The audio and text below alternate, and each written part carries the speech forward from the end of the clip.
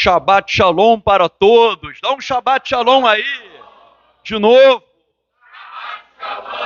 Shabbat Shalom para você que também está nos assistindo nesta live. Hoje nós estamos na Parashat Lech Lechá, a Parashá que começa em Bereshit Gênesis, capítulo 12, verso 1. E nós conhecemos a história, nós sabemos que o Eterno fez várias promessas a Abraão, e ele diz, e farei de ti, no verso 2, né, desta Parashá, nós já lemos aqui em hebraico, mas o verso 2, o Eterno, vamos começar no verso 1, e disse Adonai a Avram, vá para ti, a partir da tua terra e da tua parentela e da casa de teu pai, para a terra que eu lhe mostrarei. Verso 2 do capítulo 12 de Gênesis. E farei de ti um povo grande, e te abençoarei, e engrandecerei o teu nome. Verriê berachá, e tu serás uma bênção. E abençoarei aqueles que te abençoarem, e amaldiçoarei aquele que te amaldiçoar. E serão abençoadas por meio de ti todas as famílias da terra. Vejam, o texto hebraico diz Verriê berachá, e serás, e tu serás uma bênção. Por que o Eterno escolhe Abrão, né, antes de mudar o nome? Avram em hebraico. O Eterno o escolhe para formar um povo daqueles que adoram somente ao Eterno. Abraão, ele é o fundador do povo dos verdadeiros adoradores, aqueles que adoram a Hashem em espírito e em verdade. Ele não chamou Abraão para constituir uma religião ou para nenhum outro propósito, mas justamente para criar um povo. E diz que ele será uma bênção para o mundo inteiro. Ele será uma bênção e os seus descendentes também serão uma bênção.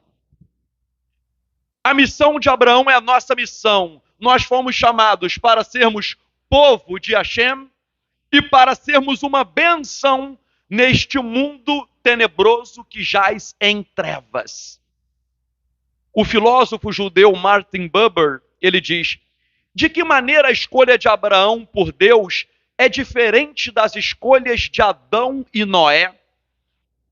As bênçãos de Adão e a de Noé eram naturais, concedendo dons naturais, prometendo fertilidade apenas, enquanto a bênção para Abraão é dialógica, promissora e exigente ao mesmo tempo, prometendo a formação de um povo e impondo obrigações de um povo, dirigindo-se ao povo na pessoa do seu pai e exigindo que ele se torne uma bênção para o mundo das nações.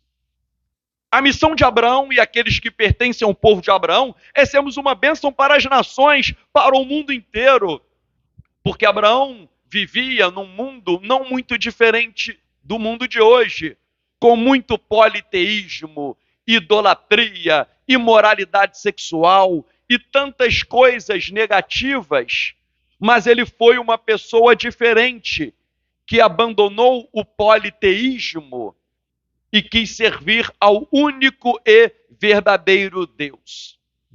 A falência moral que vemos hoje na sociedade também existia na época dele, mas ele abriu mão de tudo aquilo e partiu para uma terra que ele nem saberia o que iria acontecer no seu percalço, na sua jornada de vida. Ele faz parte do povo do Eterno e ele é uma bênção. E ele não é uma bênção apenas para o povo de Israel, porque fala no verso 3 que todas as famílias da terra, Kol Mishperot Ha'adamah, todas as famílias da terra seriam benditas por meio dele, todas as nações. E é por isso que Sofonias, capítulo 3, verso 9, fala que o Eterno daria lábios puros aos gentios para invocar o nome de Adonai. O Salmo 86:9 fala que os gentios vão glorificar a Adonai. E Zacarias 12:11 é um texto muito bonito, no hebraico diz: Venilvu goim rabim el Adonai bayon hahu verhayu li leam. E naquele dia, muitas nações, aí goim, muitos gentios, e naquele dia muitos gentios se ajuntarão a Adonai e serão o meu povo. Zacarias 12:11, falando dos goim, dos gentios, que naquele dia, Bayon Hahu, eles serão o meu povo. Então, na verdade, Abraão, ele é o fundador do povo de Israel, mas ele é uma bênção para o mundo inteiro. Para quê? Para que o mundo venha. Zacarias 12:11 é claro, o Eterno dizendo que os gentios serão parte do povo. Eles serão enxertados, como diz Romanos 11, na oliveira que é Israel. Nós sabemos que Yeshua faz esse enxerto, mas a raiz, o tronco do povo, o fundador é Abraão. E ele nos ensina uma lição, como fala o Mesilat Yesharim, do Ramchal. O propósito do homem é servir ao seu Criador. Abraão forma um povo para servir ao Eterno. Ele não forma uma religião, ele não forma um sistema, ele forma um povo. E aí vem a nossa reflexão: será que temos sido povo de Hashem? Será que temos servido ao Eterno? Será que estamos vivendo em santidade? Será que estamos separados do mundo? O que é ser kadosh, santo? É ser separado do mundo e estar separado para o Eterno. Será que nós temos cumprido essa missão de sermos povo do Eterno? Até muitas pessoas acham estranhas algumas coisas que ficam acontecendo no Brasil. O Brasil com 80%, quase 90% de cristãos. Meu irmão, se todo mundo vivesse em santidade, a gente viveria no país mais abençoado da face da terra. Mas qual é o problema? O problema é que temos muitos falsos servos do Eterno. Porque senão não aconteceria isso.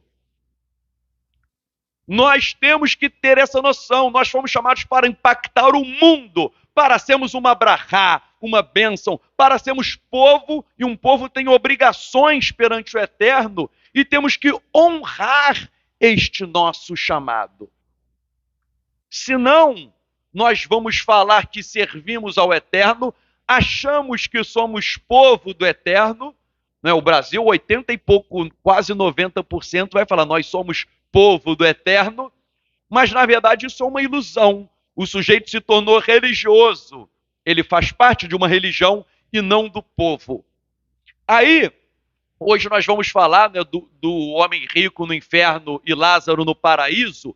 Eu vou chegar lá, mas só para você entender, senão vai acontecer com um testemunho de uma mulher que ela estava no hospital, à beira da morte, um testemunho real, e de repente ela vê que a alma dela saiu do corpo. Ela vê que a alma saiu do corpo, os aparelhos pararam, e ela falou, eu morri e tal, poxa, agora, né, eu vou para o paraíso. E de repente ela começou a ver vários demônios chegando até ela, demônios. E os demônios começaram a rir de forma sarcástica. E ela falou, bem, eu sempre servi ao Eterno, eu sou uma serva do Eterno, os demônios estão aqui para quê? E eles falaram, nós vamos te levar. E daí ela falou, não, isso é um embaraço do inimigo. E ela começou a invocar o nome de Yeshua, invocar o nome de Yeshua, invocar o nome dele, e os demônios falando e rindo. Pode invocar o nome dele, porque não vai adiantar nada. Nós vamos te levar. E aí, meus irmãos, ela começou até a ser agredida. Alguém vai falar, como isso? Existem coisas espirituais, até a alma pode ser afligida no campo espiritual. Eles começaram a bater, a agredi-la, ela caiu no chão, eles lançaram tipo umas gosmas nela, algo que não existe nesse mundo, uma coisa que a machucava, e ela clamando o nome de Yeshua, e eles falando, não adianta, você nos pertence. E ela pensou, mas como? Eu sempre servi o Eterno, eu ia na congregação, eu orava, eu lia a Bíblia, eu fazia todas as coisas, eu sempre servi ao Eterno. De repente ela vê um portal se abrir, um grande portal, e ela fala, não, agora Deus deu ordem aos seus anjos a meu respeito, agora isso vai acabar, era só uma provação. E ela vê saindo de lá demônios piores, mais horrorosos, mais temíveis do que os primeiros. E eles falaram, o portal está aberto, a gente vai te levar para a condenação. E aí, naquele momento, ela começa a chorar, ela falou, por que isso? E daí ela lembra, cai a ficha. Ela lembra, quantas vezes eu fui hipócrita. Eu falava uma coisa e vivia outra. Quantas vezes havia alguém que eu podia estender a mão e eu não fiz. Quantas vezes eu via pessoas de outras denominações e falava, esse está condenado, porque a minha denominação que é boa. Aqui nós somos salvos. Os outros, coitados. E ela começou a perceber algo que ela nunca tinha visto na vida, que ela sempre foi arrogante. Eu sou salvo, eu sou religioso. Eles são pecadores. E até os odiando. E aqui eu faço um parênteses, até do que está acontecendo no Brasil. Temos que clamar por justiça, mas não podemos odiar ninguém. Tem gente caindo na armadilha de Satanás. Eu posso discordar de um brasileiro num campo de vista moral e ético. Agora eu tenho que orar por ele, ok? Tem que orar, tem que interceder por ele. Porque vários de vocês eram pecadores, tal como eu, antes de estarmos aqui. O Eterno pode resgatar. Temos que combater o que é errado, mas não as pessoas externar amor. E, infelizmente, até umas coisas que eu estou acontecendo no Brasil, pessoas religiosas com raiva, com ranço, com ódio do próximo. Vejam, e ela era assim. Ela era assim. Começou a se lembrar de várias coisas, e aí ela começou a chorar pela hipocrisia. Porque hipocrisia, eu digo, Yeshua mandou amar até os inimigos. Porque querem fazer o mal para o Brasil, beleza, é inimigo, mas o que Yeshua falou? Ame. Você pode discordar, pode combater de forma lícita, mas não pode odiar e nem amaldiçoar ninguém. Isso é um jogo de Satanás. E daí, o que aconteceu? Ela começou a chorar, pediu perdão ao Eterno ali, quando estava sendo arrastada, quando já estava lá quase dentro daquele portal, vem anjos do Eterno e falam, o Eterno ouviu o teu clamor, ele vai te dar uma chance.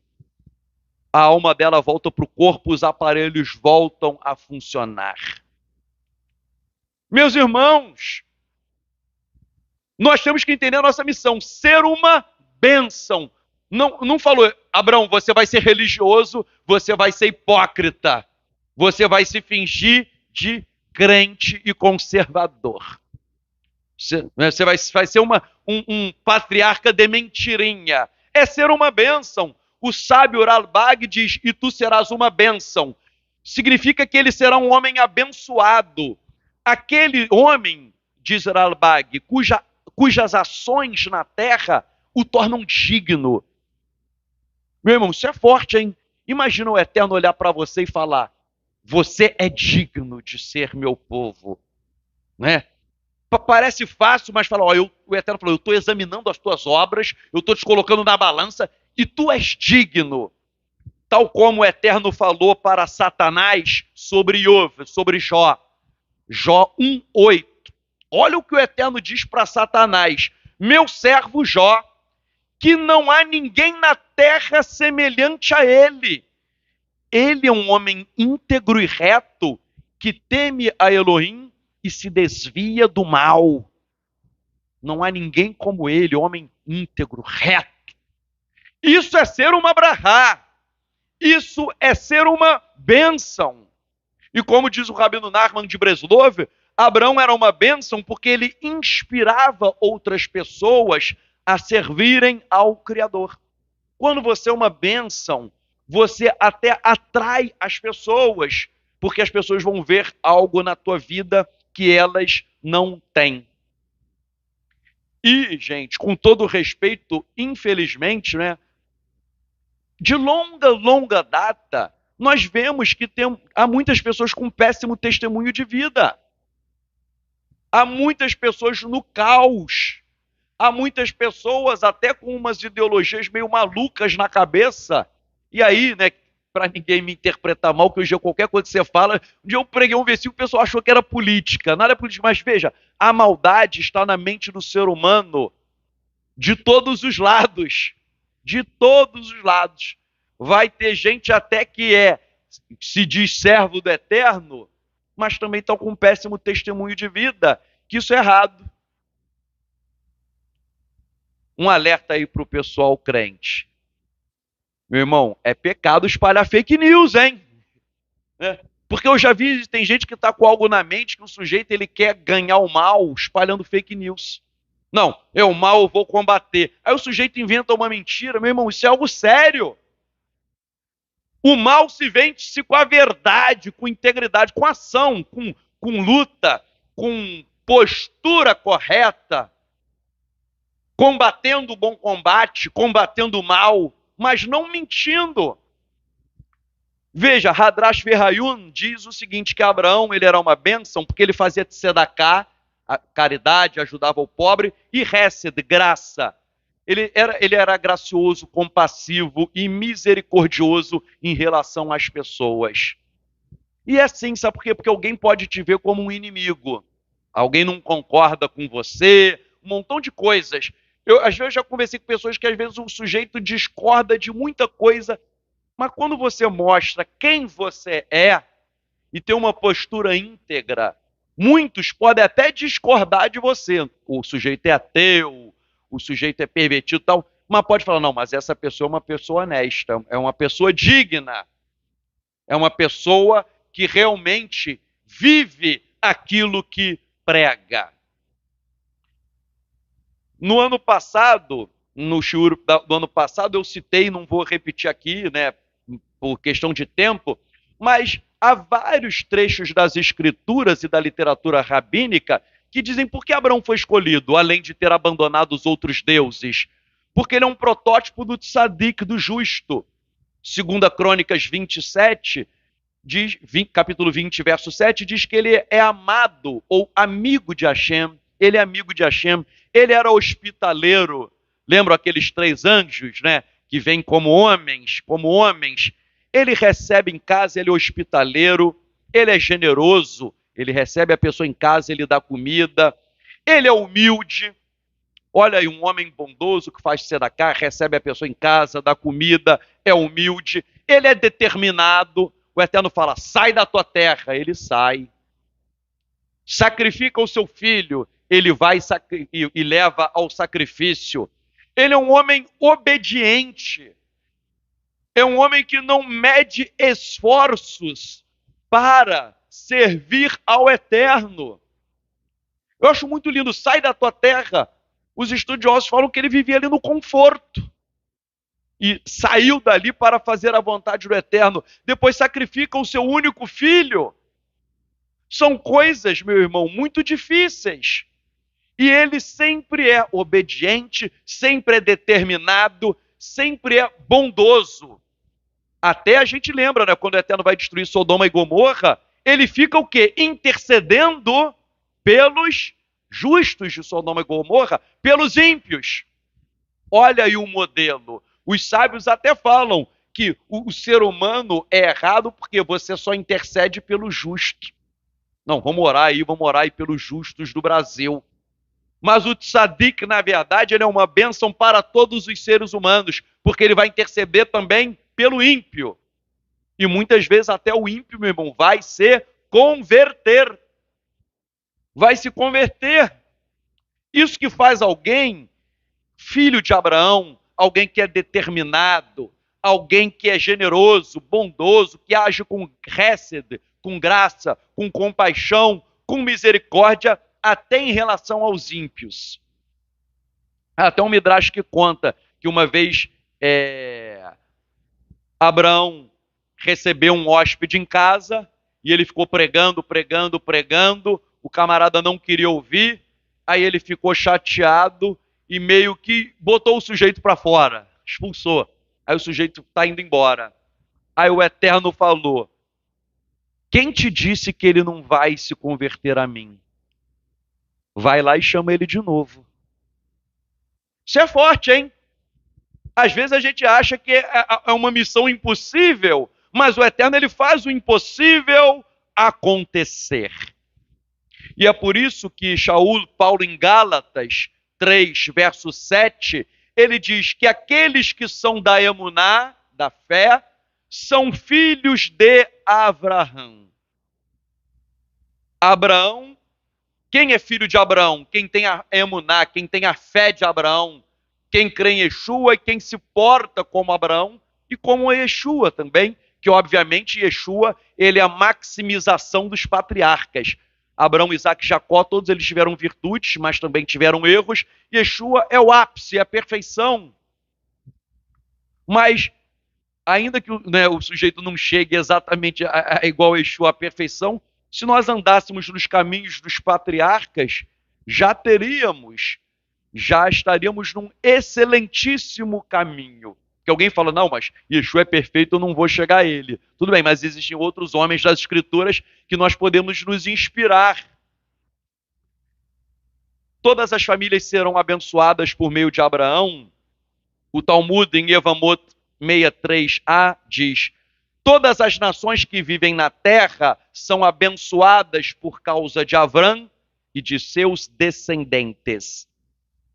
Todas as famílias são abençoadas por ele. Na verdade, você é abençoado por Abraão e pelos seus descendentes. Qual é o maior descendente de Abraão? Yeshua. Mateus 1:1 diz que ele é Ben Abraham, ele é filho de Abraão.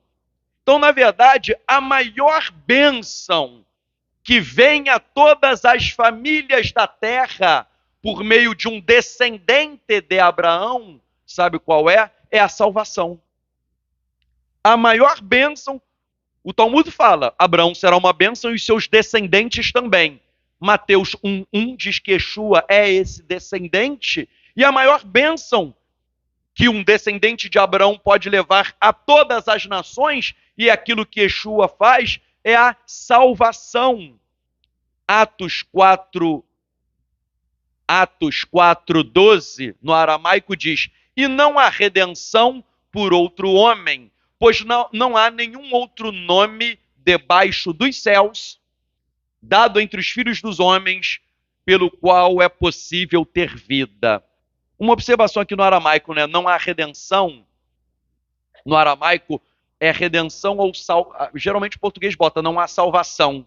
No aramaico pode ser salvação, redenção ou libertação. Porque a ideia é a seguinte: o que é alguém ser salvo? Não é assim, eu aceitei Yeshua, estou automaticamente salvo. Não. O sujeito pode viver uma vida ímpia e declarar com os lábios. No aramaico, a salvação aí está ligada à libertação. É aquele que se libertou. O cristianismo às vezes fala assim, o fulano é salvo, mas não é liberto. Isso não é bíblico. Se você é salvo, é porque você é o quê? Liberto. Quem é salvo de alguma coisa, né? O fulano, a polícia chegou e salvou o fulano do bandido, né? Quem é salvo de algo. Aqui você foi salvo do pecado. Você foi liberto do pecado. Você deixou uma vida pecaminosa e aí sim você vai ser salvo. Aí sim você terá uma vida no mundo vindouro. E aqui no final, não há nenhum nome dado entre os homens pelo qual é possível ser salvo. No aramaico diz, pelo qual é possível ter vida. Por quê? Porque, de acordo com o pensamento aramaico de Yeshua e dos seus discípulos, o ser humano hoje ele vive morto. Quem está no pecado está morto espiritualmente. Ok? O sujeito está no pecado, ele está morto. Quando ele serve ao Eterno, ele se torna o quê? Vivo. Então aqui o texto diz, não há nenhum outro nome pelo qual você possa ter vida. Você se torna vivo. E a vida com Deus aqui na terra, na verdade, é o reflexo da vida após a morte com Deus. Não há aquele pensamento que o que existe na terra há um reflexo nos céus? Então, se você tem vida com Deus aqui na terra, você terá uma vida com Deus depois de morrer. Agora, se você não tem vida com o eterno aqui na terra, você aqui na terra está morto. E quando você morrer, você continuará morto. No seguinte sentido, sem a presença do eterno. Sem a presença do eterno, e aí o sujeito vai ser o quê? Condenado. Vamos chegar no rico e Lázaro, mas semana passada eu falei do Guerrinom, geralmente traduzido como inferno. Eu até falei, mas hoje vou repetir para engatilhar no tema de hoje. Há um texto dessa paraxá, dessa semana, Lech Lechá, Bereshit, Gênesis 15, 17, que diz, Gênesis 15, 17, e sucedeu que o sol se foi e era escuro, e eis que, aqui no hebraico está Tanur Ashan, e eis que uma fornalha fumegante e uma tocha de fogo que passaram entre aquelas partes. Abraão aí ele vê uma fornalha fumegante. Merilta do Rabino Ismael pega essa passagem da fornalha fumegante, Gênesis 15, 17, e diz que Abraão, ele teve ali uma visão do Guerrinom, ele teve uma visão do inferno. Aquele fogo fumegante existia aqui na terra, sim, ok? Literalmente era um fogo aqui na terra, mas ali o Eterno abriu a visão espiritual, diz Merilta do Rabino Ismael, para que Abraão visse não só aquele fogo na terra, ele visse o fogo do Guerrinom, que é o que a gente geralmente traduz como inferno. Porque Abraão não está fazendo uma aliança com o Eterno, uma aliança para ele, para os seus descendentes, para ele formar um povo, então o povo vai ser o quê? Salvo. Mas por que o Eterno deu a visão para ele? Olha, veja qual vai ser o destino dos ímpios. Veja qual vai ser o destino daqueles que não me servem. É essa fornalha fumegante que está preparado para eles. No hebraico, Guerrinom, geralmente traduzido como inferno. Vejam, de acordo com a literatura rabínica, Pessahim 5b, Nedarim 39b e Eliyahu Rabbah 1.3, todas essas fontes dizem que o Eterno criou o Guerrinom antes de criar o mundo. Por quê? Porque o Eterno é onisciente e ele conhece o futuro. Ele sabia que o homem ia pecar. Não existe essa historinha que eu já ouvi errada. Ah, o homem pecou e pegou o Eterno de surpresa. Não, o Eterno está no passado, no presente e no futuro. O Eterno sabia que o homem ia pecar e diz a literatura rabínica que o Eterno criou o Guerrinom, o inferno, criou antes do mundo. Ok? Antes do mundo o Guerrinom estava pronto.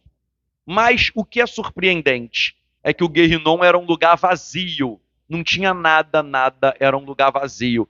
Tinha fogo? Não tinha fogo, não tinha nada. Mas essas fontes dizem, sabe o quê? Quando Adão pecou, o eterno que habitava com o eterno que habitava com o homem no jardim do Éden, ali Adão estava cheio da presença de Deus.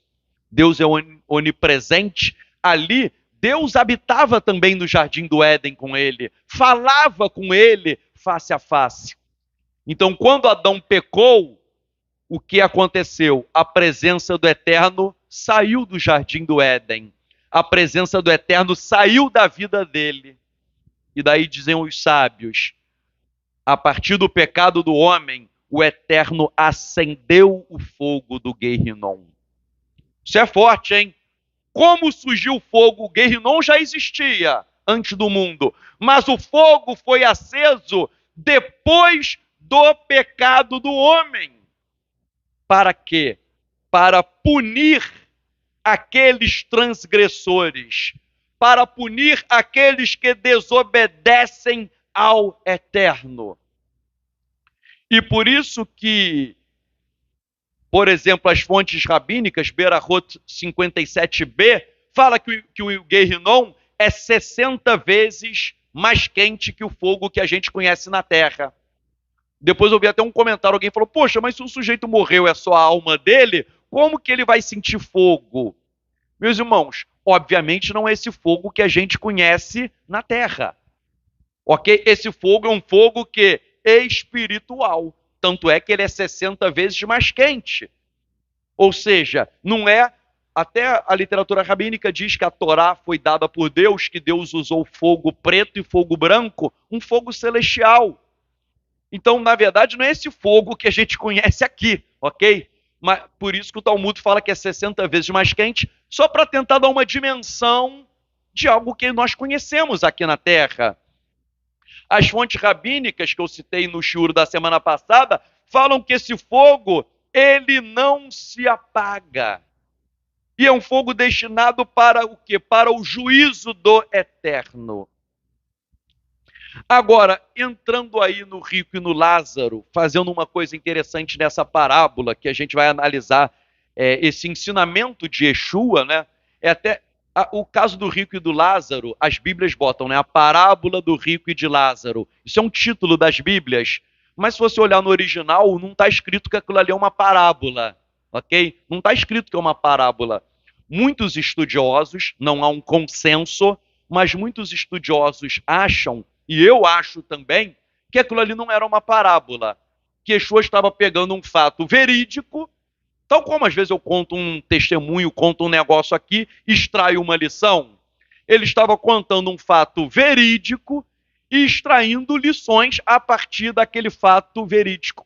Ele não diz, pode ler, ó, vou contar uma parábola. As Bíblias que colocam ali que é uma parábola, criaram esse título.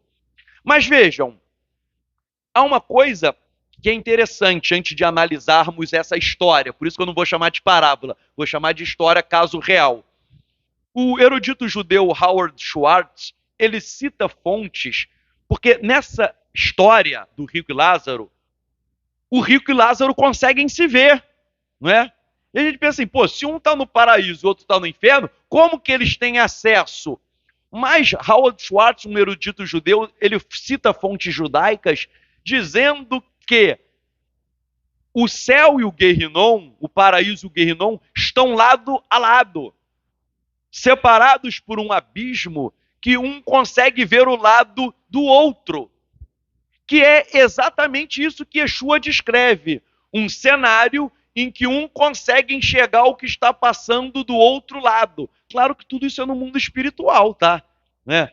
A gente, obviamente, pode não ser literalmente como imaginamos hoje, mas essa história que a gente sempre leu do rico e do Lázaro tem um fundamento nessa literatura rabínica de um lugar de bênção, o paraíso, um lugar de maldição, o Guerrinon, e um pode ver o que se passa lá do outro lado. Eu vou começar a ler aqui, mas só destacar a parábola, a parábola entre aspas, a história, né? A história do rico e do Lázaro. Mas antes, só destacar alguns pontos gerais. Todo mundo já conhece a história, mas ela tem alguns aspectos. Ela fala sobre como nós tratamos as pessoas nessa vida, né? O rico tratava mal, isso é importante. Como nós tratamos o próximo? Antes de analisar aqui, eu já quero começar a pegar um resumo dela. Como nós tratamos o próximo nessa vida, isso vai influenciar o nosso quê? Futuro. Outra coisa dessa parábola é, nós não podemos ser insensíveis às necessidades dos pobres e de outras pessoas que precisam de nós. Ali, tudo bem, era um pobre, mas podia ser até um rico também. Um rico que está precisando de uma oração, está precisando de um conselho. Podia ser até um rico que precisava de algo. Então, nós não podemos ser insensíveis à necessidade do próximo. Essa história nos ensina também que haverá um julgamento. Haverá um julgamento por aquilo que nós fizemos aqui na Terra. E ensina algo também profundo e tremendo. Depois que nós morremos, o nosso destino está o quê? Selado. Morreu, o teu destino está selado. A pessoa não vai conseguir escapar de lá. A Igreja Católica fala do purgatório. Por incrível que pareça, algumas fontes rabínicas descrevem algo que seria tipo um purgatório, mas existem outras fontes que contestam isso. E à luz das escrituras, até por isso daqui, não tem escapatória, né? O sujeito, até o rico, vai se arrepender ali, mas já é tarde demais. Eu vou começar a ler a história do rico e de Lázaro, em hebraico Elazar, que a gente vai ver o significado. É Lucas 16, a partir do verso 19. Estarei lendo aqui a tradução do livro A Peshita, a tradução que eu fiz do livro que eu sou o autor, né? Não da Peshita, que é aramaico, né? Mas o autor da tradução. Eu vou seguir Lucas 16, verso 9, e vamos começar a ler aqui verso por verso e decodificar. Diz assim: ora, havia um homem rico e vestia roupa de linho e púrpura, e a cada dia se divertia em esplêndido luxo. Meus irmãos, no primeiro século, uma roupa de linho e púrpura era uma roupa caríssima. A púrpura era feita com uma espécie de molusco. E eu estava lendo um livro que há relatos que para fazer uma púrpura de altíssima qualidade, às vezes era preciso 10.000 moluscos para você extrair 1 grama de púrpura purinha. 10.000 moluscos para 1 grama. Por isso que a cor púrpura era a cor dos reis. As pessoas não usavam, até quem era rico, não usava púrpura. Só se você fosse multimilionário, era a cor dos reis. Esse homem era um homem não apenas rico, riquíssimo. Vivia como um rei, com alto status social, vivia em esplêndido luxo, vivia curtindo a vida, mas não está escrito, mas a gente infere que ele vivia sem Deus. Ele vivia sem Deus e ele vai ser condenado, veremos, porque isso é um protótipo daqueles que curtem a vida com riqueza, ou até tem gente que nem é rico, mas fala que ele vivia esplendidamente no luxo. Tem gente que nem vive no luxo, mas vive uma maneira pagã, uma maneira ímpia, uma maneira mundana. A gente que até que é pobre, mas vive como se fosse um rei, vive como se não houvesse amanhã, vive como se não fosse prestar contas a alguém. E nós vamos o quê? Prestar contas. Todos irão prestar contas. Claro que eu quero ver a justiça aqui na terra, porque a Torá fala, porque temos que clamar, e a Torá diz, né?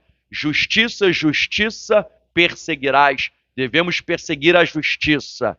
Agora, ainda que haja injustiça na terra, a justiça do Eterno, ela será infalível. Porque há pessoas aqui que se acham deuses. Há autoridades que se acham deuses, se acham acima do bem e do mal, se acham intocáveis. Aí o sujeito, né? Essas pessoas que se acham intocáveis não acreditam no inferno. Essas altas autoridades que são intocáveis não acreditam no inferno. Meu irmão, quando o sujeito estiver lá no inferno, em 5 segundos ele vai acreditar. Ok? A gente prega, não quer ouvir não? Ok. Você não quer ouvir? Quando você chegar lá, em 5 segundos, você vai ver que aquilo ali é real. O verso seguinte, o verso 20, diz: e havia um certo homem pobre, cujo nome era Elazar, que é Lázaro, e deitou-se no portão do homem rico, estando acometido de feridas. Sabe o que esse homem lembra, acometido de feridas? Lembra um outro sofredor, Iov, Jó. Yeshua aqui não está citando Jó, mas há uma conexão. Por quê? Porque no livro de Jó, os amigos de Jó veem ele com feridas e ficam achando que é um juízo divino. Havia um pensamento teológico que aparece até no livro de Jó, e os perushim, os fariseus, na época de Yeshua, muitos diziam assim: o sujeito é doente, está ali na porta, é ímpio, é ímpio. E achavam o seguinte: quem tinha dinheiro era sinal de bênção. Por incrível que pareça, né?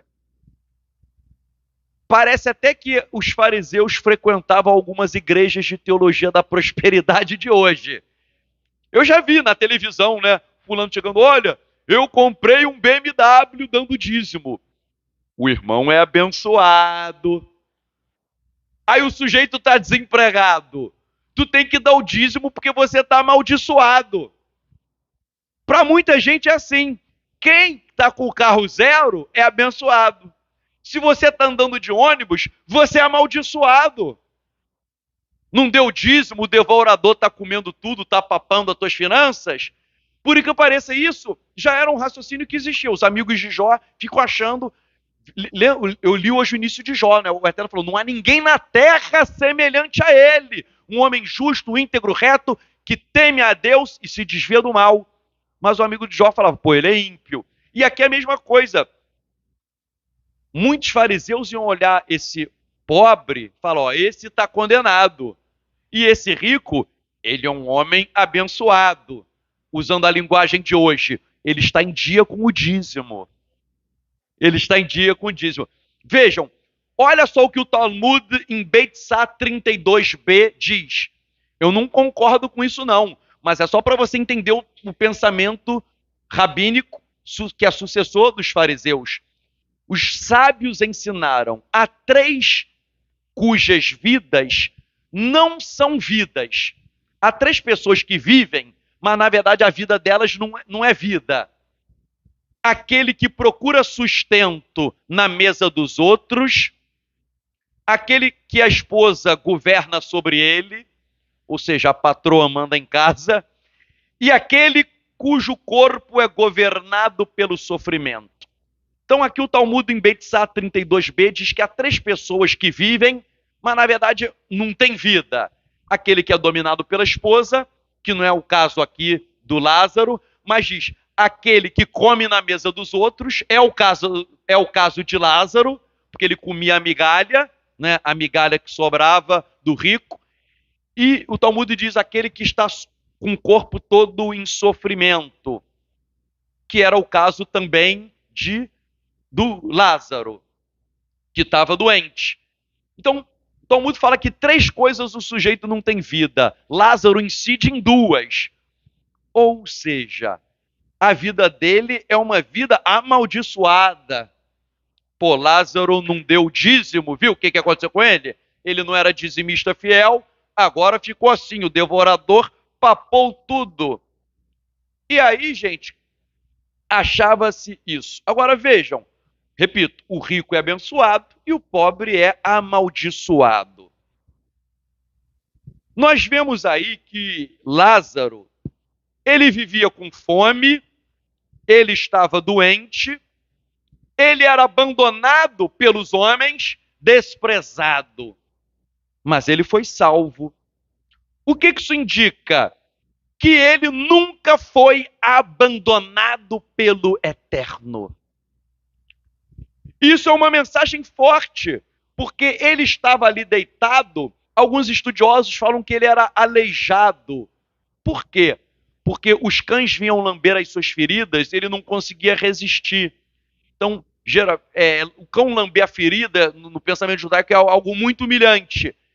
Se você está ali forte e tal, você consegue espantar. Então, alguns falam que era o sujeito aleijado, já totalmente ali, sem poder esboçar reação nenhuma. Então, ele é pobre, está faminto, não tem o que comer, está em um estado famélico. Ele provavelmente aleijado, ele não pode se defender, os cães estão lambendo as suas feridas, e o rico está em sua mansão, curtindo a vida, vivendo esplendidamente. Mas isso não ensina que Lázaro era amaldiçoado. A mensagem de Yeshua é muito forte. Ainda que você não goze coisas boas aqui na terra, ainda que você esteja sofrendo por qualquer coisa aqui na terra, não necessariamente fome, doença, mas ainda que você seja um sofredor, você pode ser muito abençoado. Você pode ser aos olhos do Eterno, o Eterno não falou para Abraão, você será uma bênção. Aos olhos do Eterno, você pode ser uma bênção. Pô, mas o sujeito é pobre e abençoado? Pode ser, é o caso de que Yeshua cita. Bem, enquanto ainda analisando essa passagem, algo que sem citar nomes, mas veja, Yeshua aí, na verdade, ele acabou com a teologia da prosperidade, né? Porque ele vai citar o sujeito pobre, todo ferrado e tal, e ele é bênção. E ele é bênção. Meus irmãos, os justos sofrem aqui na terra. A gente tem dor, tem luta. Você pode achar que o Eterno não se importa com você, mas Yeshua quis mostrar que aquele homem, ele nunca foi abandonado pelo Eterno. Provavelmente não está explícito, mas aquele homem tinha conexão com o Eterno. Ele não reclamava, ele não murmurava. Ele estava ali na presença do Eterno, porque senão ele não seria salvo, né? Se ele fosse um pagão, um feiticeiro, ele seria condenado. Vejam, há muitas pessoas, há muitos salmos que Davi, ele questiona a prosperidade dos ímpios. Porque isso acontece conosco. Você serve o Eterno, aí você vê o ímpio com dinheiro, com saúde, com casa própria, com isso, com isso. Aí você fala, poxa, mas eu sou servo do Eterno, está dando tudo errado para mim. Pô, será que eu estou em pecado? Sim, há pessoas que podem estar no pecado, sim, isso acontece. Mas há pessoas que são retas, que são íntegras, há pessoas que têm um testemunho de vida exemplar, e não significa que a pessoa está desamparada. As verdadeiras bênçãos não são os presentes de Hashem. As verdadeiras bênçãos são a presença de Hashem. Tem gente que quer o presente e tem gente que quer a presença. Essa presença que nós devemos buscar. No hebraico, El-Azar, que é o nome de Lázaro, El-Azar significa, sabe o quê? Deus ajuda. E o nome indica a tua missão de vida. Deus ajuda. Pô, parecia que Deus não estava ajudando ele. Ele está com fome, está com doente. Parece que Deus não o ajuda, mas aqui, aquele homem, ele vivia na dependência de Hashem. Com certeza, ele era grato até pelas migalhas. Dava Baruch Hashem. Ele agradecia por tudo. Elazar, Deus ajuda, ou seja, a minha ajuda vem de Deus. Eu vivo na dependência. Meus irmãos, eu vi um dia desse um testemunho de uma mulher muito séria mesmo, e vem de uma família que eu conheço, que a mãe dela é uma serva de Deus. Ela falou o seguinte, olha, ela mora até na Espanha, eu tinha muito dinheiro, tal, sempre fui serva do Eterno, com muito dinheiro, e de repente o Eterno foi tirando, eu perdi tudo. No início eu fiquei muito desesperada, eu fiquei muito triste, abatida, mas depois o Eterno começou a me ensinar o que é dependência, o que é comunhão, o que é buscar, e a minha vida mudou. Às vezes a gente é com dinheiro, mas às vezes ele tem que botar uma doença, às vezes é uma doença, ok? Às vezes é um problema familiar. Cada um vai ter algum negócio, tá? Não necessariamente pode ser dinheiro, pode ser outras coisas que quando você se torna impotente, você fala, agora é só o Eterno, como aconteceram coisas na vida, que eu fiquei impotente. Aí você busca o Eterno. Então ela falou que o Eterno tirou tudo. Ela ganhava muito bem, tinha dinheiro, perdeu tudo.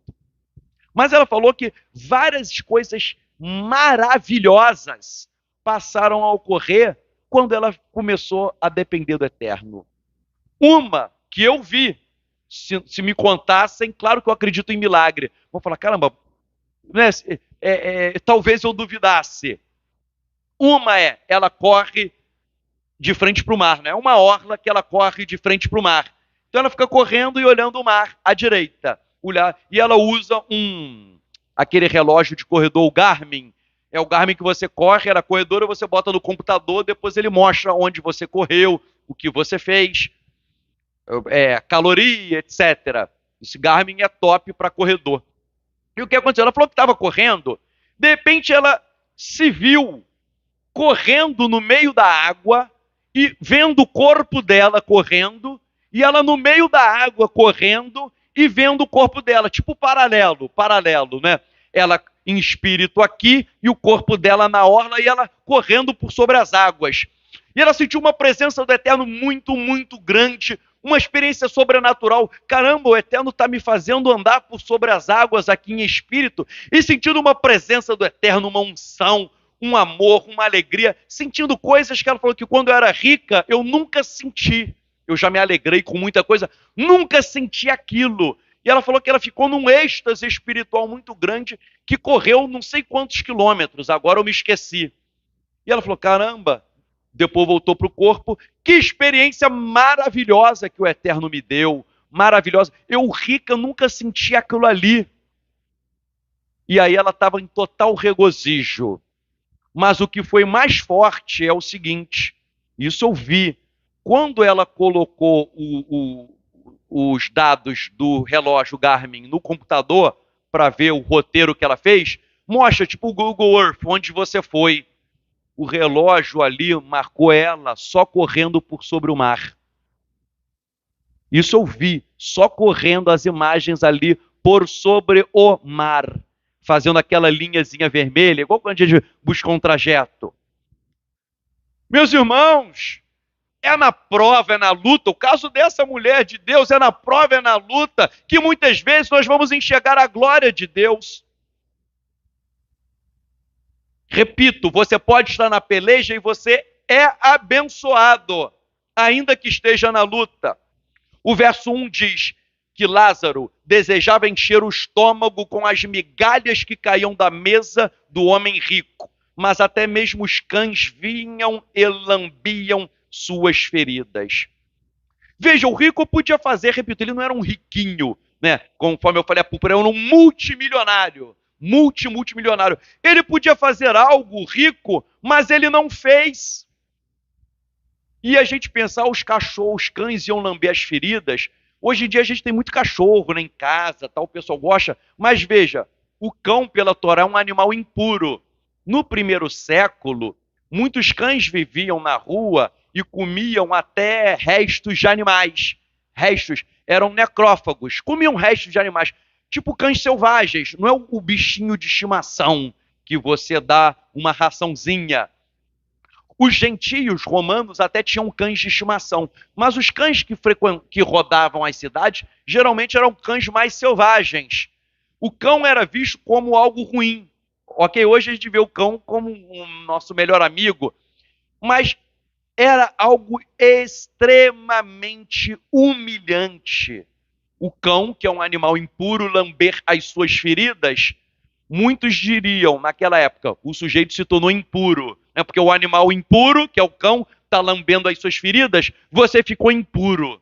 Eu quero distância de você, porque você é um ser humano impuro.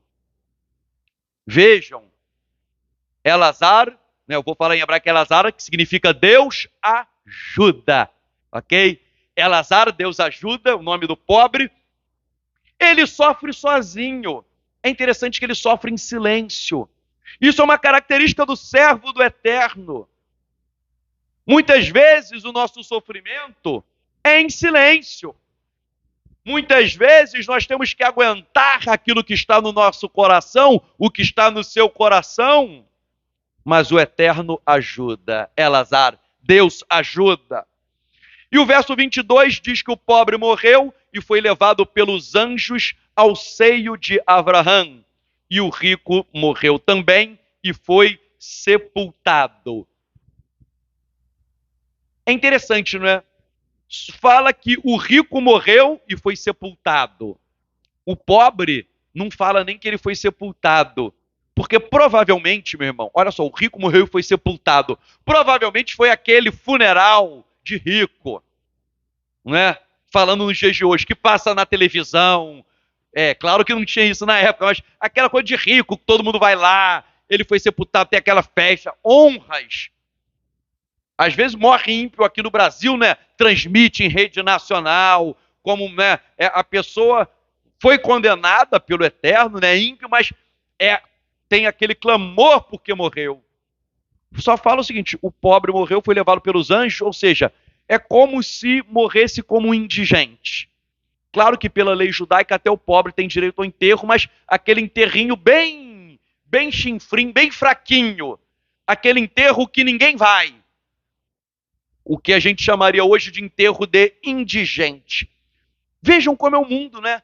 Até que morre alguém, passa na televisão, tal, o sujeito é importante, a mídia fica a semana inteira falando. É interessante, né?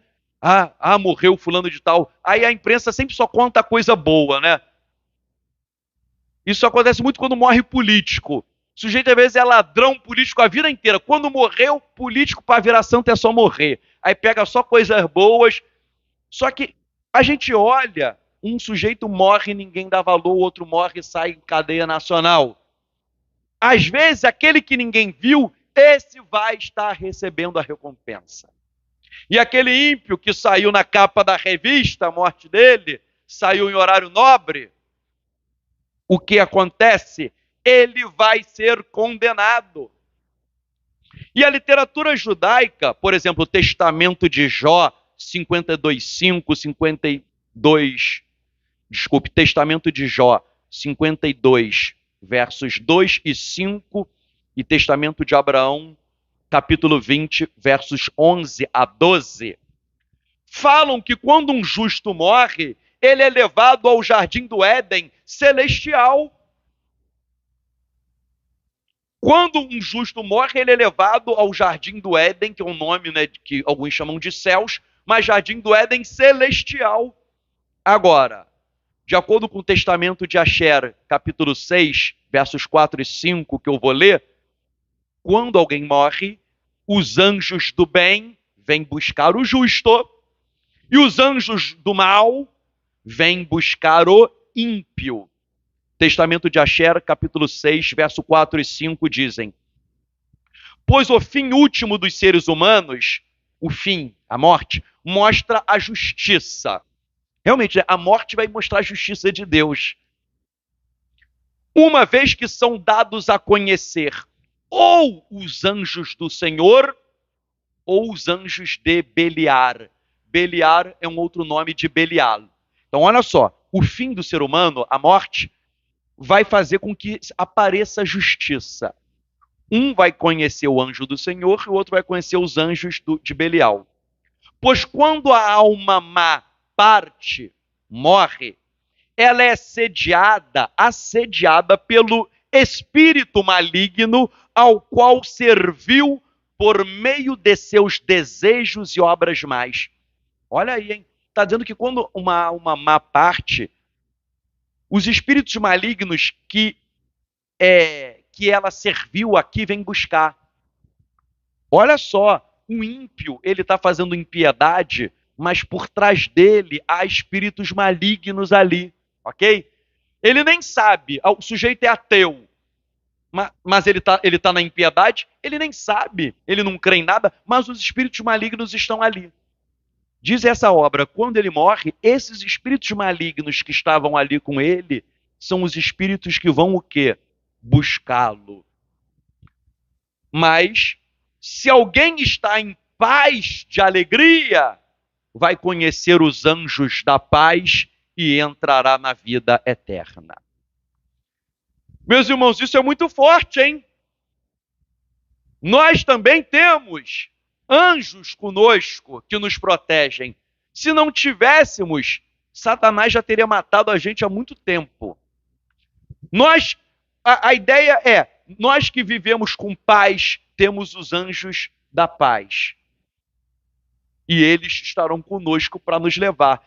Quem está servindo às trevas vai ser buscada pelos espíritos malignos. O Midrash Bamidbar Rabá 164b diz assim, que o Rabino Meir ensina que quando alguém morre, vêm os anjos de Adonai buscar os justos e os anjos da destruição buscar os ímpios. Aí, ele diz assim, que a maior bênção é shalom, é paz, né? Paz aí, gente, não é só uma paz, ausência de guerra. Paz, shalom é uma plenitude, é o sujeito estar pleno. Então, shalom é você se sentir completo.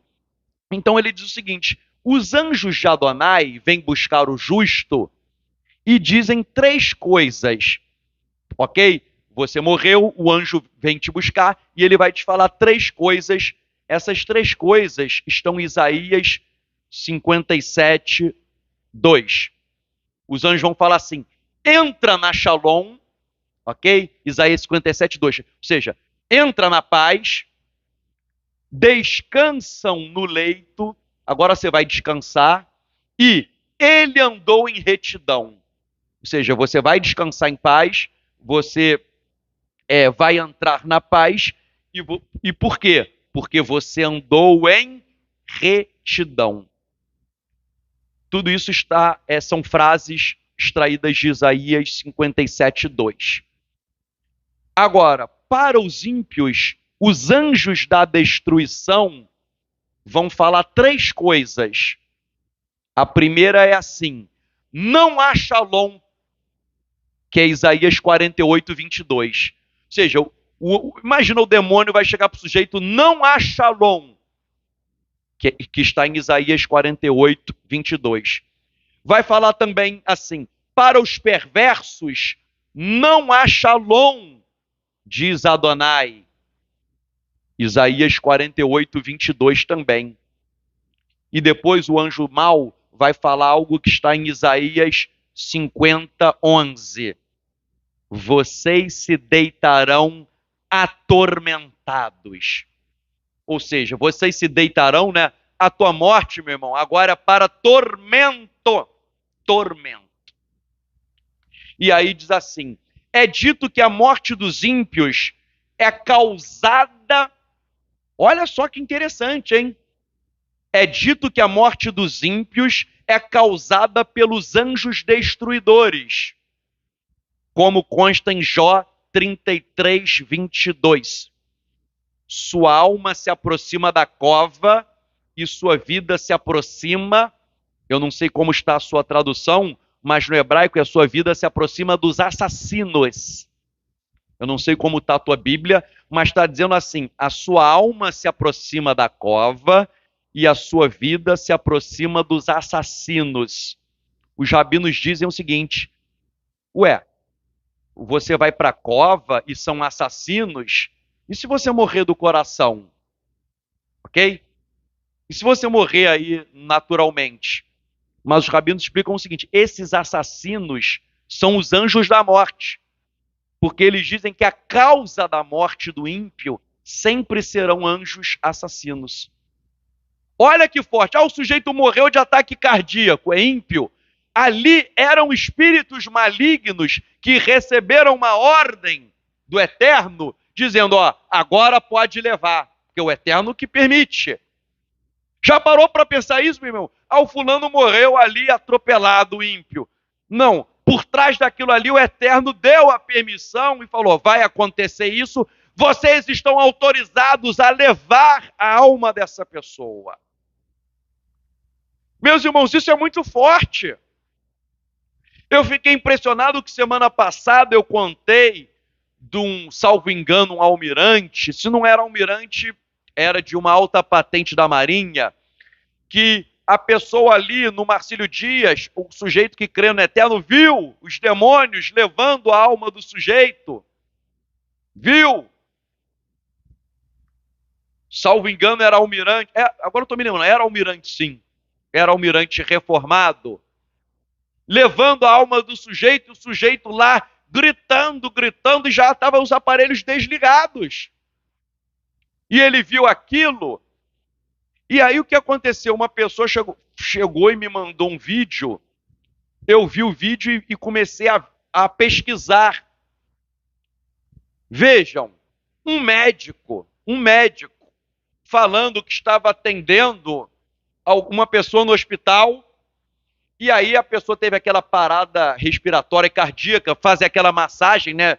No termo leigo nosso, né? Ressuscitar a pessoa, geralmente faz até por 30 minutos. Por 30 minutos, geralmente quando o sujeito não voltar, já era. Mas o que o médico pensou?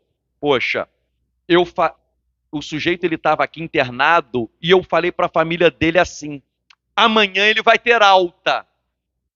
Só que o que aconteceu? O sujeito piorou e estava ali, teve a parada cardíaca respiratória. E o médico ficou: caramba, eu falei para a família que ele ia ter alta. Como que agora eu vou chegar para a família dele e falar: morreu? O médico ficou muito chateado, um médico sério. Pô, deve ser horrível, né? Você fala: e aí? Não, eu prometo que amanhã vai estar, eu vou dar alta. Tu faz essa promessa. Aí ele falou que meia hora ali chamou, eles ficaram 45 minutos. 45 minutos e nada. O sujeito morreu mesmo, morreu. Todo mundo foi embora, todos foram embora. E ele ficou ali pensando, triste, né? Caramba, eu vou ter que falar para a família que ele morreu. Para que eu fui falar isso, né? Para que? É uma promessa, né? Amanhã eu vou dar alta. Ele falou que de repente ele começou a ver o corpo se mexer. Isso existe até em medicina legal, eu estudei, que às vezes a pessoa está morta e tem alguns espasmos, ela se mexe. Mas ele começou a ver umas coisas ali que eram diferentes. Ele não explicou o que era, mas ele viu que não era aquilo. Não era aquilo, começou a se mexer de uma forma totalmente diferente do que ele já tinha visto. E de repente ele falou, ele viu várias sombras se aproximando, vários demônios pegando a alma do sujeito e levando o sujeito embora, e o sujeito agonizando, sendo levado. E sabe o que me impressionou? Porque depois eu vi vários médicos e enfermeiras, até enfermeira que não crê em nada, que trabalha em hospital, relatando que já viram demônios levando almas e já viram anjos. Repito, pessoas que não acreditavam em nada. E comecei a perceber que é muito comum. Aí caiu a ficha de algo que eu sempre falei. Eu sempre falei o seguinte: vai para o hospital, vai em oração, porque o hospital é lugar que tem muito demônio e espírito de morte. Isso eu sempre falei. Mas eu nunca prestei atenção muito, né? Assim, quem trabalha ali deve ver muita coisa espiritual. E eu achava que é só quem é crente, quem serve o eterno, que tem visão aberta. Mas aí eu comecei a ver várias pessoas, médicos até ateus, que aí começaram a acreditar no sobrenatural. Pessoas, às vezes, que estão internadas, veem alguém morrer e vê isso. Meus irmãos, isso é algo muito sério. Onde nós vamos passar a eternidade? E aí eu contei até a da avó da minha esposa, que quando ela ia morrer, ela viu os anjos do Senhor para levá-la. Vi até uma enfermeira também já falando que já viu a pessoa falando para ela. Pessoa normal, falou: olha, eu vou morrer agora. A enfermeira: pô, você está aqui? Não, os anjos do Senhor estão aqui para me levar. Chegou, fechou o olho, acabou, morreu. Meu irmão, ninguém pode fazer isso. Isso não pode, ninguém. Isso ninguém nem tem como inventar, porque você não pode. Eu bem agora não pode falar, eu vou morrer agora. Concorda? Você não escolhe isso. Com certeza é algo verídico. E até enfermeira que não crê fica impactada. Meu irmão, essa história é muito verdadeira, porque o Midrash Neelam e o Zohar Hadash, o Zohar fala desse príncipe do Gehinom, esse príncipe das trevas, que muitas vezes é chamado de Malar Mavet, o anjo da morte, que esse não é o que pega o sujeito, esse é o que está ali no Gehinom esperando, é o chefão do Gehinom. é o chefe da quadrilha, geralmente chamado de Satanás, mas a literatura rabínica às vezes dá outros nomes. Mas ele é o chefão que está ali. Veja, isso não é invenção que alguém, né, acha. Alguém fala, pô, mas isso parece cristianismo. Leia o livro Tree of Souls, A Árvore das Almas, de Howard Schwartz, um escritor judeu, que ele fala, mostrando as fontes judaicas desse príncipe do Guerrinom, chamado de Satanás, às vezes de Samael, às vezes outros nomes, que ele está lá para receber a alma da pessoa e infligir sofrimento. Olha o que diz o Talmud em Bava Batra 16a. Foi ensinado em uma baraita com relação aos métodos de Satanás. Olha só, Satanás desce a este mundo, ele desce, instiga a pessoa a pecar, então depois ele ascende ao céu, lança acusações contra aquele pecador, inflama a ira de Deus contra ele. Ele então recebe permissão para agir e tirar a alma do pecador como punição. Olha só, Satanás, e aí vale para os demônios, recebem permissão para descer, eles descem, instigam o sujeito a pecar, eles ficam instigando, aí o sujeito pecou. O pecado é o quê? É uma violação da lei de Deus. É um crime perante Deus. O que eles fazem? Pecou, eles sobem, e aí acontece tal como no livro de Jó, eles acusam. Olha, fulano fez isso, isso, isso, e ficam pedindo permissão para quê? Para voltar e pegar a alma do pecador. Gente, as pessoas estão brincando com coisas sérias. Nós não escolhemos, tal como Rico e Lázaro, você não escolheu se ia nascer rico ou pobre, se ia nascer com saúde ou sem saúde, se nasceria no Brasil ou na Suíça. Quando a gente vê um mundo, a gente não pode escolher nada, nada. Mas para onde nós vamos, nós podemos escolher. A gente vem ao mundo sem poder falar nada. Mas para onde você vai passar a vida eterna, a escolha cabe somente a nós. E aí o verso 23 diz que quando o rico estava sendo torturado no Sheol, ele levantou os olhos de longe e viu Abraão e Elazar no seu seio. Ele estava no Sheol, muita gente não entende, porque às vezes a Bíblia fala que o justo desce ao Sheol também. Sheol no hebraico é sepultura, ok? Todo mundo pensa, Sheol é o inferno. Não, Sheol é sepultura. De acordo com o pensamento judaico, até as escrituras falam, até o justo, ele desce à sepultura. O Sheol é sepultura, mas é um lugar dos mortos. E o pensamento é, no mundo dos mortos, há uma divisão para os justos e para os ímpios. Ok? Então, que às vezes as pessoas não entendem. Falou, pô, mas a escritura falou ali que o sujeito era justo e foi para o Sheol. Como? Porque ele é justo, mas ele vai para o mundo dos mortos. Só que lá haverá o quê? A divisão. Tal como houve aqui.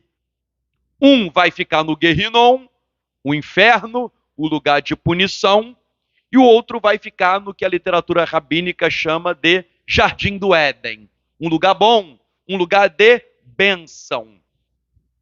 1 Enoque 22 e 39 falam dessa separação do justo e do ímpio, desses dois lugares diferentes. Muita gente acha, né, que fala assim, ele foi para o seio de Abraão. Muito evangélico, eu já vi isso, acha que o nome do lugar é seio de Abraão. Mas essa expressão Bereiko Shel Avraham, o seio de Abraão, isso não é um lugar, isso é uma expressão que aparece no Talmud, ok? Então, a expressão seio de Abraão, Bereiko Shel Avraham, ela aparece no Talmud em Kiddushim 72b. Isso não é um lugar, isso é uma expressão para indicar que alguém é recebido por Abraão. Afeto, intimidade, bênção. Porque no pensamento judaico, quando você chega no Jardim do Éden, você vai ser recebido por Abraão. É como se Abraão fosse te dar ali, né? Algumas fontes até falam, ele te dá um abraço. Você está abraçado com ele. Ali, então você está no seio de Abraão. Mas o nome do lugar, Enoque, chama de céu. Algumas fontes rabínicas chamam de Jardim do Éden, ok? Mas é um lugar bom, um lugar de bênção. O Eterno não falou que ia abençoar Abraão, então ele é abençoado até depois da morte. E ele fica ali para receber aqueles que são filhos de Abraão. Comecei a paraxá falando que o Eterno não criou religião, o Eterno criou um povo. O povo do Eterno vai para o Jardim do Éden. O povo do Eterno, ele vai ser recebido por Abraão. 4 Macabeus 13:17 fala que quando o justo morre, estarão lá Abraão, Isaque e Jacó para receber o quê? Para receber os justos. E Abraão, repito, o Eterno falou que ele seria uma bênção, seria abençoado. Onde ele está é um símbolo o quê? De bênção. E é interessante que o rico pode ver Lázaro e Lázaro pode ver o rico. Porque eu falei que é um abismo, tanto na Brit Hadashah quanto na literatura rabínica, que eles podem se ver. 2 Baruch 51, 5 e 6 e 4 Esdras 7, 85. Isso não é Bíblia, mas só para entender, são fontes judaicas que estão falando a mesma coisa, que o ímpio e o justo pode se ver. Só para você entender, meu irmão, que está me assistindo, às vezes eu cito fontes extra-bíblicas para mostrar que aquilo que está na Escritura faz parte do pensamento judaico. E essas fontes dizem a mesma coisa que Yeshua ensinou. Depois da morte, o ímpio vê o justo e o justo vê o ímpio. Olha só o que diz 2 Baruch 51. Quando eles, portanto, virem aqueles sobre quem são exaltados agora, serão então mais exaltados e glorificados do que eles. Então, tanto estes como aqueles serão transformados. Estes em esplendor. Olha só, estes, os justos, todo mundo vai ser transformado. O justo em esplendor de anjos. Você vai ter um esplendor tal como um anjo. E aqueles em visões assombrosas e formas horríveis. E definharão ainda mais. Pois eles verão primeiro e depois irão embora para serem atormentados. Olha aí, o justo recebe o esplendor de um anjo. Quem é ímpio vai ter uma forma horrível e assombrosa e fala, eles se veem. E depois o outro vai embora para ser atormentado. É como Eterno colocando assim, né? Poxa, até uma coisa interessante que me veio à mente agora. Imagina, né? O sujeito foi ímpio, o ímpio blasfemou do Eterno, o Eterno mostrando, olha só, você está assim, olha o justo agora, hein? Olha só, você zombava daquele que orava, jejuava, que era a favor das coisas de Deus, tal, você zombava, olha o galardão dele e olha como você está. Então essa 2 Baruch fala, ele se vem e depois o outro é recolhido para ser atormentado. Forte isso, hein? A pessoa percebeu que perdeu. Por isso, meus irmãos, que a nossa vida, nós temos que fazer algo aqui. O verso 24 fala que o rico clama, meu pai Avraham, o rico dizendo, tenha misericórdia de mim e mande Elazar para que molhe a ponta do seu dedo na água e umedeça a minha língua, pois eis que estou sendo torturado nesta chama. Olha aí o rico, meu pai Abraão, meu irmão, filho de Abraão é quem tem a conduta de Abraão, E nós vimos que a literatura rabínica diz que Abraão era hospitaleiro, ajudava o pobre, o necessitado, algo que o rico não fez. Ele diz que Abraão é o pai dele, mas ele nunca se comportou como Abraão. A literatura rabínica falava, Abraão viu o pobre, ó, vou te ajudar, vou te acolher. Então ele chama Abraão de pai, porque ele é judeu de sangue, mas ele nunca se comportou como Abraão. E é por isso que Yohanan, o imersor, João Batista em Lucas 3,8, ele diz, Lucas 3,8, produzam, pois, os frutos que são dignos da techuvá, e não comecem a dizer a si mesmos, temos Abraão como pai, pois eu lhes digo que destas pedras Elohim é capaz de levantar filhos para Abraão. Aqui é uma crítica, né, de João Batista, aqueles que se acham filhos de Abraão, o Eterno pode suscitar até das pedras, ou seja, existe o filho de Abraão fake, não é? Ele é um fake news, né? É a notícia, ó, o camarada, pô, eu sou filho de Abraão nas redes sociais, fala, não, é fake news isso. Ele postou, mas isso é falso. Exatamente. Yeshua ensina em Mateus 5, 7, abençoados são os misericordiosos, pois sobre eles estarão as misericórdias. Se você é misericordioso, você vai ter o quê? Misericórdia. E aquele rico nunca teve misericórdia. E aí ele está recebendo um juízo. É interessante, não é, que ele está com sede, né? Fala que ele está com sede, pede água. Uma outra fonte extra-bíblica, 4 Esdras 8:59, diz sobre o Guerrinom que é um lugar de sede e de tormento. Ok? Uma fonte extra-bíblica descrevendo a mesma coisa, um lugar de tormento e de sede. Sabe por quê? Se você ler Isaías 5:13, 50, verso 2, 65, verso 13, e Oséias 2:3, todas essas passagens aparece a palavra sede como um sinal de juízo do Eterno. Muita gente nunca parou para pensar, a gente sempre pensa em fogo, mas a sede também está associada ao juízo do Eterno. Por isso que o Guerrinom é um lugar de sede. E aí aquele homem, ele pede um pouquinho de água, né, para Lázaro molhar o dedo e trazer um pouquinho de água. Ou seja, ele pede uma migalha de água. Como o mundo dá muitas voltas, Lázaro tinha que comer as migalhas de comida. Ok? E agora ele quer o quê? Um pouquinho de água que seria uma migalha de água, digamos assim.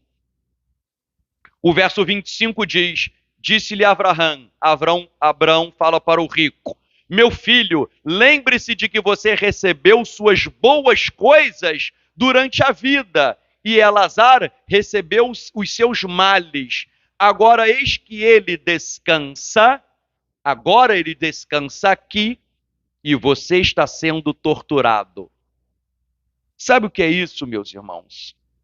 Isso é um pensamento judaico que o fim dos tempos e o julgamento haverá uma inversão escatológica. O que é inversão escatológica? Aqueles que foram humilhados aqui na terra serão exaltados. Aqueles que foram perseguidos serão recompensados. Aqueles que não tiveram nada, agora terão tudo. E vai haver uma inversão. Quem se exaltou vai ser abatido. Quem foi orgulhoso vai ser condenado. Quem teve tudo repito, não é problema ter dinheiro, o problema é o dinheiro virar o seu Deus e não ter compaixão. Quem teve tudo e não teve compaixão do próximo, agora esse será também condenado. Essa ideia de inversão escatológica, né? Quem não tem nada aqui vai ter tudo, quem tem tudo não vai ter nada, aparece, por exemplo, em Isaías 2, verso 11 e 12. Os olhos altivos do homem serão abatidos, e a altivez dos varões será humilhada, e só Adonai será exaltado naquele dia. Verso 12: pois Adonai dos céus tem um dia contra todo soberbo e altivo, e contra todo aquele que se exalta, para que ele seja abatido. Há uma inversão. Essa inversão aparece também em 1 Enoque 96, 8. 1 Enoque 96, 8.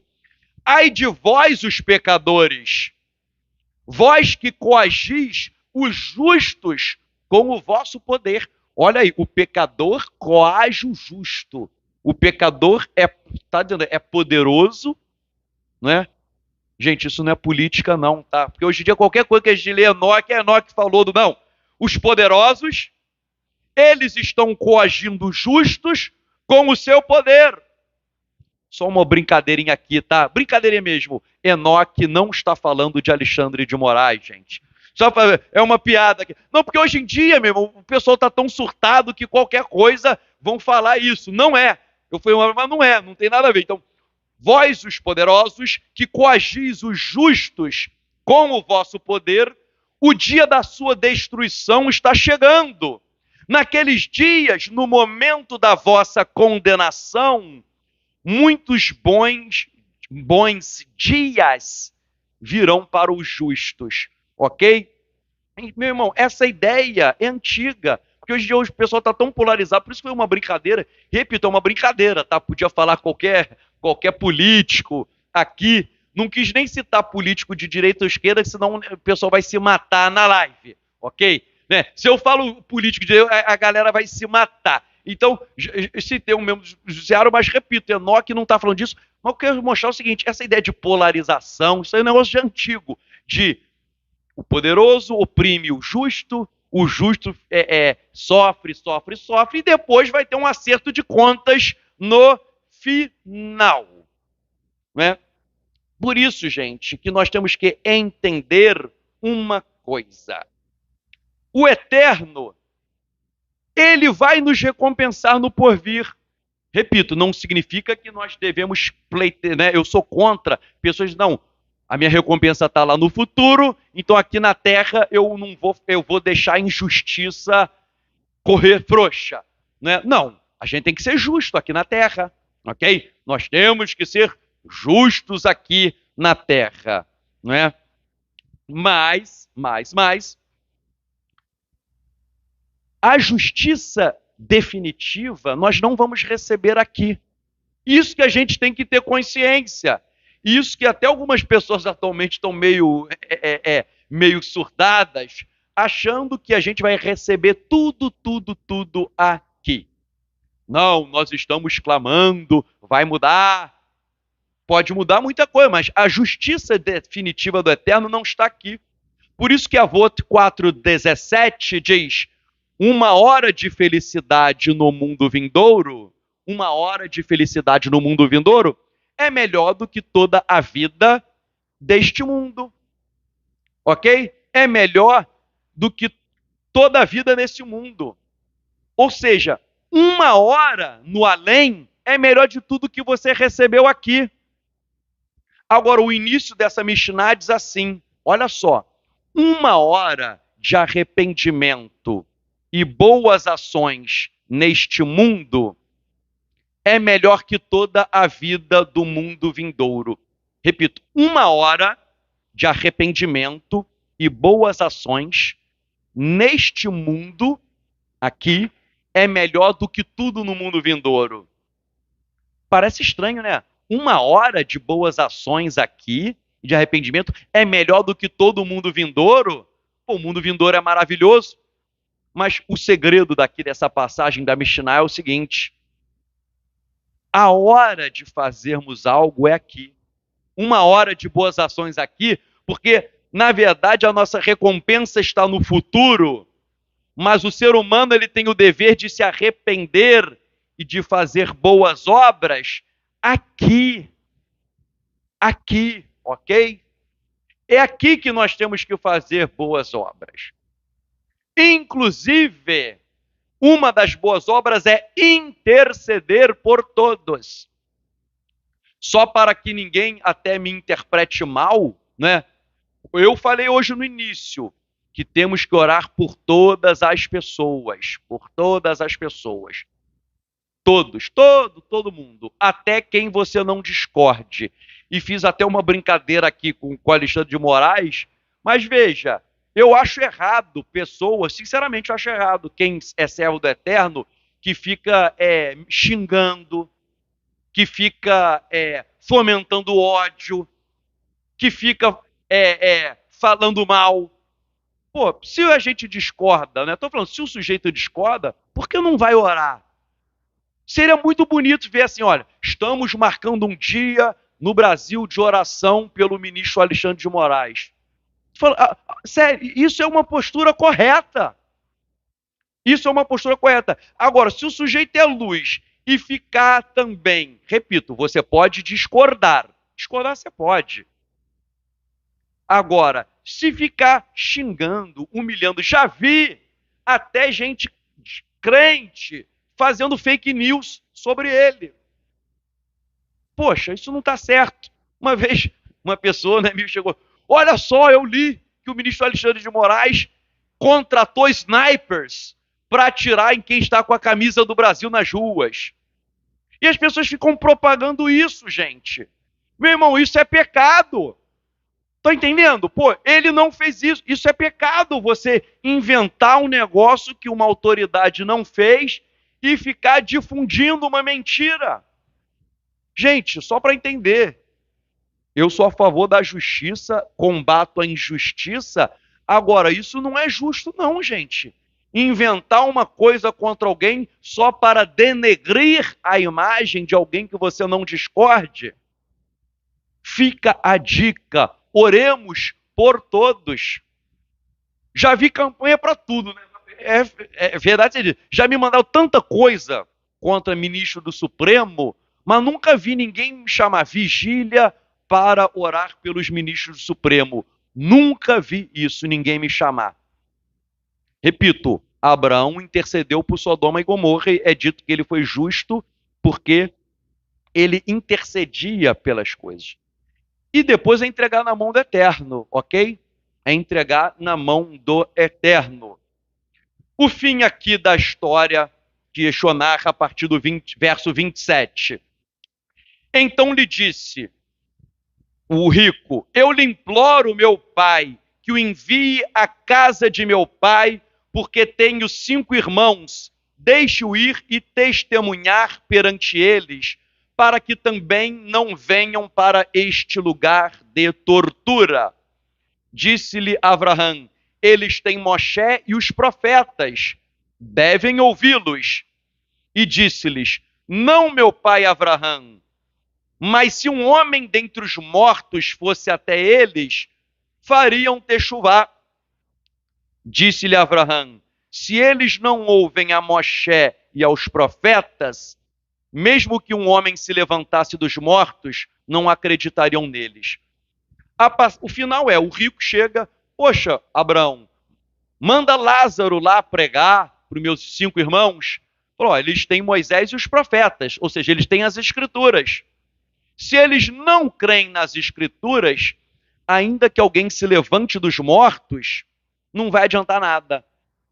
Yeshua aí, ele está sendo irônico. Qual é a ironia de Yeshua? Yeshua sabia que ele ia morrer, ele ia ressuscitar, ele ficou 40 dias aqui, ele ia anunciar muita coisa, e mesmo assim acreditaram nele de um modo geral? Não. Não. Mesmo assim, não acreditaram nele. Então aqui ele já estava falando o seguinte, ele está dando um recado para os religiosos. Vocês não estão nem acreditando nas escrituras. Nem nas escrituras vocês acreditam. Se alguém morrer e voltar, vocês também não vão acreditar, que foi exatamente o que aconteceu com ele. Meus irmãos, termino essa mensagem para nós orarmos o seguinte: quem crê no eterno, crê independentemente até de milagre. Bem-aventurados são aqueles que não viram e creram. Agora eu digo, gente, eu já vi Já contei testemunho do primo da minha sogra, o sujeito teve AIDS, ficou esquelético, um homem de 1,90 m e pouco, pesando, sei lá, 40, 50 quilos. O sujeito foi curado de AIDS de forma sobrenatural. Você sabe o que é eterno? Se orar, o sujeito cai ali na oração e o Eterno revela que ele ia receber uma transfusão de sangue ali, 1,90 m e pouco, pesando nem 50 quilos, ora, cai ali, o Eterno revela que está fazendo uma transfusão de sangue. Depois ele vai e faz os exames, a AIDS some, some, e já estava mais do que diagnosticado. Meu irmão, já contei isso para pessoas incrédulas, já fala, não, mas todos os laudos deviam estar errados. Estão entendendo? O sujeito incrédulo, meu irmão, ele pode acontecer qualquer coisa, né? O médico viu no plantão do hospital os demônios indo pegando, né, a alma, né? Hein? Não contei que o médico teve a visão dos demônios? Aí alguém vai falar, o médico fumou alguma coisa, bebeu, o médico devia ter tomado aí uma cachaçinha, ele bebeu alguma coisa e estava alucinado. Quem não crê, pode acontecer qualquer coisa que ele continuará sem a crença. A mensagem é, nós temos que confiar no Eterno em todas as coisas. E, meus irmãos, eu quero orar falando sobre isso, sobre essa inversão escatológica que acontecerá.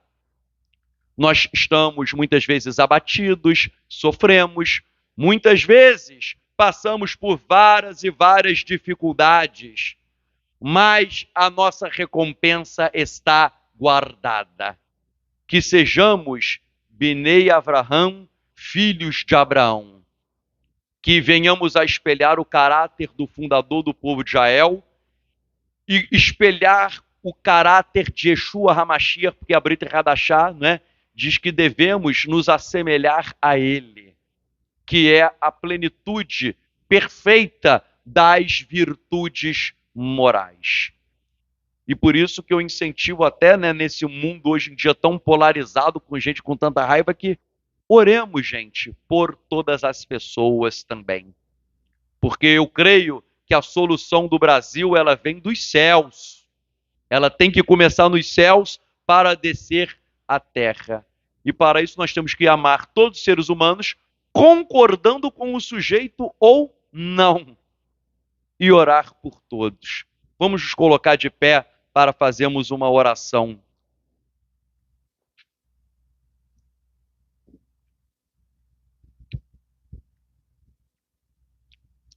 Hashem, nós oramos a Ti, Pai. Em nome de Yeshua HaMashiach. Eterno, nós clamamos pelo Teu poder, pela Tua glória, Pai. Para que sejamos verdadeiros filhos de Abraão, venhamos ser homens hospitaleiros, bondosos, que estendemos a mão para aqueles que precisam, aqueles que demonstram compaixão pelas almas, que têm amor pelos perdidos, que vivem uma vida de justiça, de retidão, de inteireza moral. Eterno, nós oramos a Ti, Pai, para que venhamos a espelhar o caráter de Yeshua HaMashiach aqui na terra. Meshirim, messiânicos, são aqueles que imitam o Messias. Nós temos que imitar o Senhor Yeshua. Temos que falar como Ele falou, amar como Ele amou, viver como Ele viveu, interceder como Ele intercedeu. Meu Deus, até pelos pecadores, Ele disse, Pai, perdoa-lhes, eles não sabem o que fazem. Por isso nós oramos, Eterno. Nós oramos também, Pai, pelos pecadores, pelos ímpios, para que não tenham o destino deste rico no Gehinnom. Nós oramos, Eterno, para que as pessoas abandonem as suas más obras, abandonem os seus maus caminhos e venham a Te servir.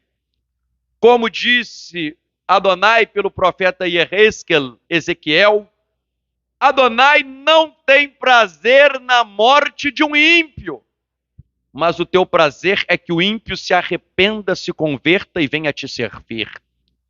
Eterno, nós oramos, Pai, não só pelas pessoas que nos assistem, mas por todo o Brasil, para que o nosso Brasil todo possa se arrepender, possa voltar aos seus caminhos, possa andar nas tuas veredas, meu Deus. Nós oramos, Pai, para que haja conserto.